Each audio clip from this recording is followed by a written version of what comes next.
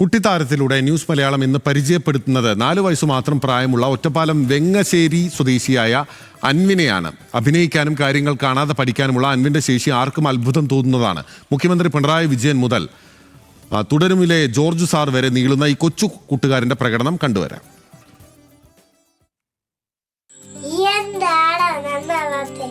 അനായാസമായ മരണം, വിനോദേന ജീവിതം, ദൈവകൃപേശമ്പോ അംഗങ്ങളുകൊണ്ടും ആയുധങ്ങളുകൊണ്ടും ചന്ദ്രൻ തീർക്കാൻ ആരും. പല രൂപത്തിലും ഭാവത്തിലുമുള്ള ഈ വീഡിയോ എല്ലാം കണ്ട് ഞെട്ടി. ഒരു 4 വയസ്സുകാരൻ ഇത്രയൊക്കെ ചെയ്യുമോ എന്ന സംശയം കൊണ്ട് അൻവിനെ കാണാൻ വീട്ടിൽ ചെന്നു നിമിഷങ്ങൾക്കകം സംശയം മാറി. എനർജിയുടെ കാര്യത്തിൽ ഒരേ പവർ. ഭാവങ്ങൾ നിമിഷ നേരം കൊണ്ടാണ് മാറുന്നത്. ആദ്യം ആനക്കാട്ടിൽ ഈപ്പച്ചൻ.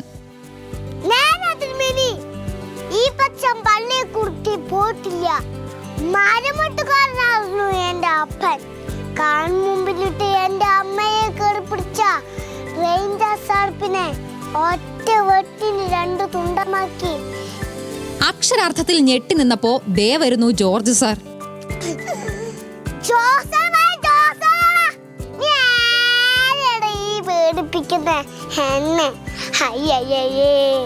നിന്നെ കാണാൻ ജോസാട് ഇവിടെ വന്നിട്ടുണ്ട്.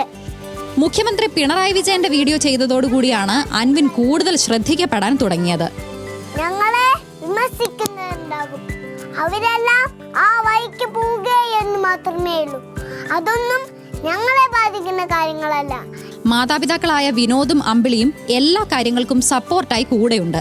അച്ഛൻ വിനോദാണ് അൻവിനെ പഠിപ്പിക്കുന്നത്. മിക്കവാറും കുട്ടികൾ ഫോണിലാണല്ലോ. ഫോണിൽ റീൽസ് കാണലും ഒക്കെ ഉണ്ട്. ഭക്ഷണം കഴിക്കണമെങ്കിലും ഫോൺ വേണമെന്നുള്ളൊരു കാര്യമൊക്കെ ഉണ്ടല്ലോ.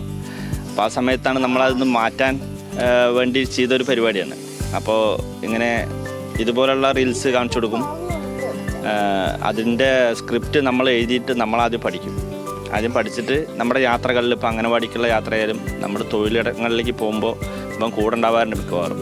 അപ്പോൾ വണ്ടിയുടെ മുമ്പിലിരുത്തിയിട്ട് നമ്മൾ അവനോട് ഇതിങ്ങനെ പറഞ്ഞു കൊടുക്കും.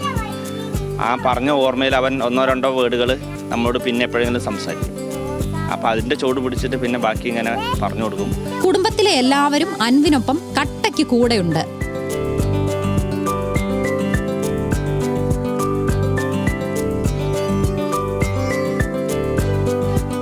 ബന്ധുക്കളായ അനുപമയും അനാമികയും അക്ഷയയും അൻവിന്റെ ഏറ്റവും പ്രിയപ്പെട്ട കൂട്ടുകാരുകൂടിയാണ്. അൻവിനെയും കുടുംബത്തെയും കണ്ട് സന്തോഷത്തോടെ ഇറങ്ങും മുമ്പ് ഒരു പാട്ട് പാടി തരാമോ എന്ന് ചോദിച്ചു തീരുന്നതിന് മുമ്പ് പാട്ടെത്തി.